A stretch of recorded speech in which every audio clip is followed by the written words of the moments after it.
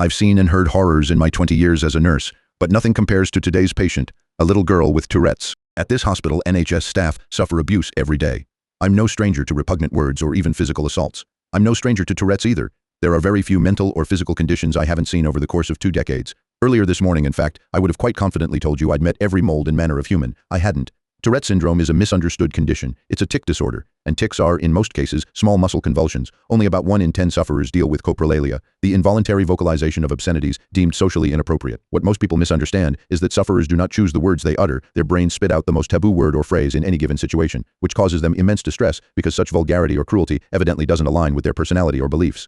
I say evidently, but the nature of the condition wasn't evident to my colleagues when we were entrusted with the post-surgery care of Jessica, an 8-year-old girl with a severe tongue laceration. She was rushed into the hospital by her flustered and red-eyed mother Liz, a suspicious woman who spent most of the morning looking over her shoulder. "That girl is an absolute monster," said a nurse called Linda. "She just called me a slur." I was empathetic. "I'm sorry, that's horrible. Tourette's is a nasty thing, but I promise you the girl didn't mean to say that to you, Linda. Do you want to? Yeah, no shit. But it doesn't excuse her racism. Tourette's is like alcohol. It lowers the inhibitions and tells you what a person really thinks, reveals those dark inside thoughts we want to keep hidden. Lord help me, this person is supposed to be a medical professional," was my immediate thought, but I took a polite tact aloud. "Jessica is not a covert racist, Linda, because there was no intent behind the word she used. Her brain convulsed and vomited out the things she didn't want to say. She called Brian a homophobic slur earlier.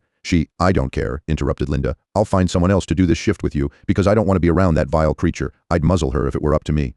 I was honestly glad my colleague left, given that final admission. I was devastated for the little girl, who kept apologizing with teary eyes and a quivering lip after everything expletive or vile word she uttered to hospital staff. Jessica's tongue had been severed widthways to a halfway point, requiring sutures to knot it back together. She was playing with scissors, and I managed to save her just in time. "I brought her straight here," Liz had explained to doctors. Now, given Jessica's injury, I understand her mother's flustered demeanor, but there was something off about the story, or the way Liz told it. It's my duty to report suspicious circumstances, so I told the mother to wait outside whilst I spoke to Jessica, who watched me with doe eyes and quavering lips. "Is Mummy telling the truth?" I asked her. Her rogue tongue answered, "Fat bitch." I smiled softly to let her know it was okay. The words hurt, of course, but they had no meaning. It was Jessica's pain that hurt me more greatly. She was nearly weeping. "Sorry, no need for that. Do you often say sorry to people for the things Tourette's makes you say?" The girl nodded. Then I asked the question I really wanted to ask. At home. No response that time, but I pressed. "Is that how you really got hurt today, Jessica? Did Mummy get upset with you?" "No," she said, before clasping her mouth to muffle her troublesomely telltale tongue.